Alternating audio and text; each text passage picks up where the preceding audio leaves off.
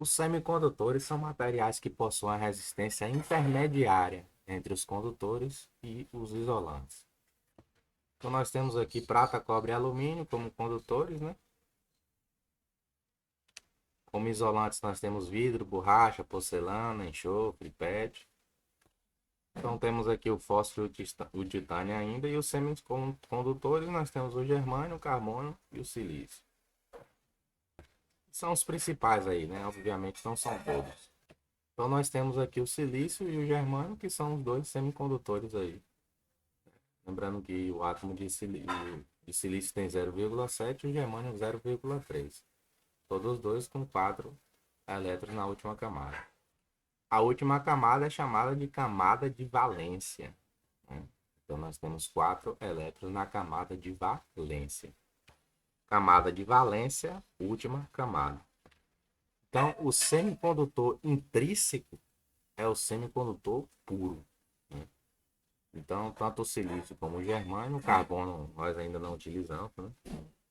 O germânio antes, né? E o silício hoje, pelo fato do silício ser mais barato, né? Mesmo tendo a desvantagem de ser 0,7 ali, né? A região de deflexão. Então, quando possui 8 elétrons na camada de valência, ou seja, a última camada, ele vai estabilizar.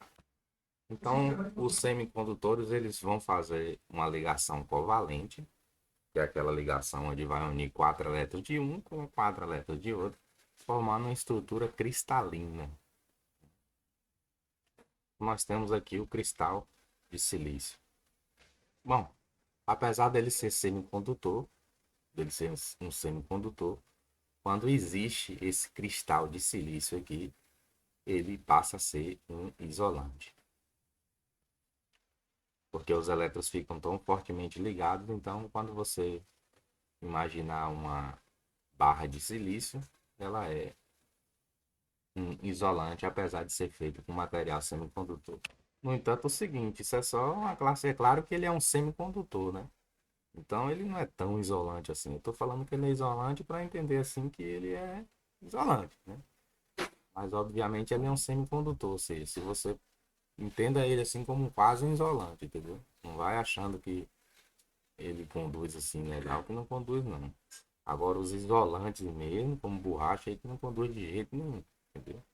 Então o semicondutor tá mais para isolante do que para condutor. Então aqui está um cristal de silício, né? E aqui ele não conduz muita coisa não. Ou seja, ele é um semicondutor mesmo. Ele aqui está na forma mais menos lapidada, mais robusta, né? Agora aqui o semicondutor extrínseco, ele já é diferente. Porque aqui ele está dopado, né? Então o que é pentavalente, né? Pentavalente são materiais que têm 5 elétrons na última camada, né? Ou seja, na camada de valência. E trivalentes são materiais que têm elétrons na 3 elétrons na última camada, né? Como por exemplo o bóron. Então o fósforo, quando você adiciona ele ao silício, ou seja, vai sobrar um elétron, né? Então aí você faz um material do tipo N. Então N, quando você pega um fósforo, você queima ele, né? Então você pode até dizer que Artêmio, pai de Diego, ou seja, acendeu um fósforo e queimou alguma coisa, então isso levou ele a ficar negativo, ou seja, dopou da forma N, né? E os trivalentes, você tem aqui o boro, que é ao contrário, né? E aí você vai deixar com lacunas aí, ou seja, vai transformar em um semicondutor extrínseco, dopado ou impuro, né? Então, nesse emaranhado de silício, eu peguei o boro, ele é trivalente, e aí eu deixei aqui uma lacuna, ou seja, um material do tipo P positivo. Então, como a impureza possui 3 elétrons de valência, falta um elétron para completar um dos átomos de silício. Então, esse buraco aí é chamado de lacuna. Ou seja, a lacuna é a ausência de um elétron esperado na ligação covalente, né? Como falta um elétron, diz que o semicondutor está dopado positivamente. Ao contrário, aqui você pode ver um bocado de silício, né? E pode ver um fósforo aqui, né? Então aí você tem um material do tipo N, que a camada de valência aqui você vai ter agora 8, 9, né? Ou melhor, como a impureza possui 5 elétrons de valência, ou seja, a impureza, né? É, sobra, só que é no caso esse P aqui, né? Esse P tem 5 elétrons de valência. O P que tem 5 elétrons de valência, que é o fósforo, né? Aí juntou com o silício que tem 4 elétrons de valência. Pureza que possui 5 elétrons de valência. Aí esse elétron aí é chamado de elétron livre, né? E aí diz que é um condutor dopado negativamente. Então, tanto o cristal do tipo P, ou seja, o material intrínseco, que é um cristal também, o cristal do tipo N, eles conduzem eletricidade. Né? Tanto é que quando juntam os dois, eles conduzem eletricidade aí. Então, as lacunas vão receber os elétrons e conduzir eletricidade normal. E o cristal do tipo N também vai ter uns elétrons livres e vai conduzir eletricidade normal, diferente do cristal intrínseco, que tem um isolamento razoavelmente grande e por isso é um semicondutor. Então, quando eu colocar os dois juntos aqui, que é o interessante, que é o que é interessante para a gente, né? As lacunas elas vão atrair, né, os elétrons livres. Então perceba que as lacunas, né, quanto mais energia, quanto mais fora, né, do átomo você tá, mais energia o elétron ele vai ter, né? Tanto é que é só você imaginar, por exemplo, o fóton, né? O fóton quando ele está aqui em cima, certo? O elétron está aqui em cima, ele decai e aí ele gera um fóton, né? Então quem está mais em cima tem mais energia, né? Então na natureza, quando você excita, ou seja, você dá energia, ele pula para cá. Só é você imaginar a Terra aqui, isso daqui sendo a Lua, né? Se você acrescentar energia na Lua, o que é que vai acontecer? Ela vai girar mais rapidamente e ela vai ter que ir para uma órbita maior, né? Para que a força centrípeta seja a mesma, hein? Ou seja, quanto mais energia, maior. Então, o que é que acontece? Eu tenho aqui uma lacuna, só um exemplo, não é no mesmo átomo, então esse elétron ele tende a cair para cá. Ou seja, cair para cá é um processo natural, né? E aí você está perdendo energia. Agora, para ele ir de uma lacuna para virar um elétron livre, aí você tem que dar energia. Já expliquei isso, é como se tivesse aqui, né? É muito fácil a bola cair daqui para cá. No entanto, para a bola subir daqui para cá, você tem que dar energia, né? Muita energia.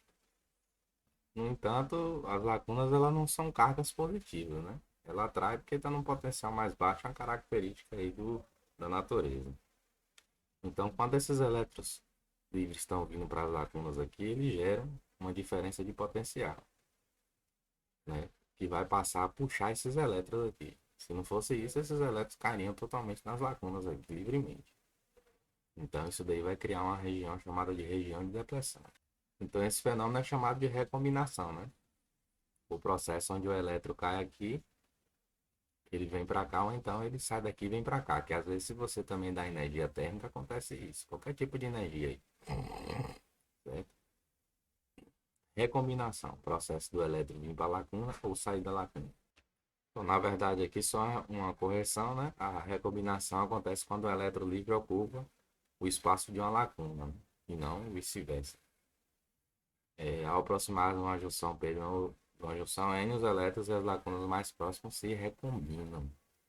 Ou seja, o fato de sair de uma lacuna para ir para. Não é uma recombinação, né? Recombinação é quando o elétron livre ocupa o espaço de uma lacuna. Então, se os elétrons se recombinarem aqui, vai ter uma região no centro que não vai ter mais as lacunas, né? E aí é chamada de camada de depressão. Ou também chamada de barreira de potencial. Barreira de potencial. Junção diodo polarizado reversamente, né? Eu já expliquei isso daqui naquele vídeo da Petrobras, então eu vou pular isso daqui. Você pode ver aqui que os melhores condutores, né? Prata, cobre e ouro, eles possuem apenas um elétron de valência. Os semicondutores, eles possuem quatro elétrons de valência. E os isolantes, eles possuem oito elétrons de valência, ou seja, oito elétrons na última camada. Os melhores isolantes possuem oito, né? A questão do germânio também, que ele tinha uma falha fatal, é que sua corrente reversa era excessiva. Então tem isso daí, além dele ser mais caro, a corrente reversa era excessiva, né? Depois a gente vai falar sobre essa corrente reversa. E o silício tornou-se mais utilizado e fez o remanjo tornar-se obsoleto na maioria das aplicações. Agora o que é que acontece, né? A temperatura ambiente aqui, certo? Ela tem uma certa, ela dá energia, né? Aos cristais ali de silício, né? E aí existe uma órbita ainda maior de que a órbita de valência, né? Então, quando está no zero absoluto, isso não acontece. Então, a corrente vai depender também da temperatura que se tá, né? Então, quanto maior a temperatura do ambiente, maior a vibração mecânica ali, né? Quando pegamos um objeto aquecido, por exemplo, sentimos esse efeito aí. Em um cristal de silício, as vibrações do átomo podem ser ocasionadas de deslocar um elétron da órbita para a órbita de valência. Quando isso acontece, o elétron liberado ganha energia suficiente para mudar para uma órbita ainda maior, olha só. E aí ele vira um elétron livre, né?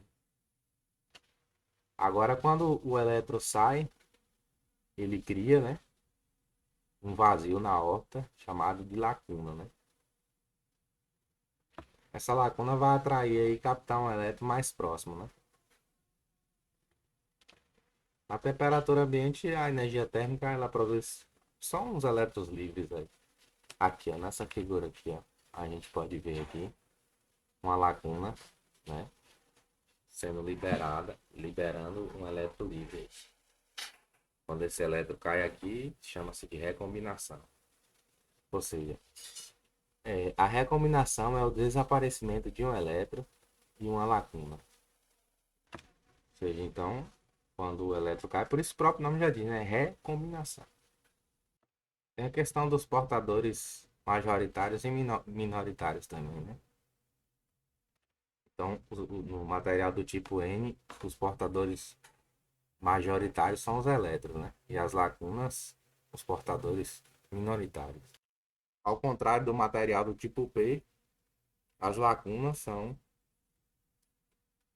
as lacunas são portadores majoritários e os elétrons portadores minoritários.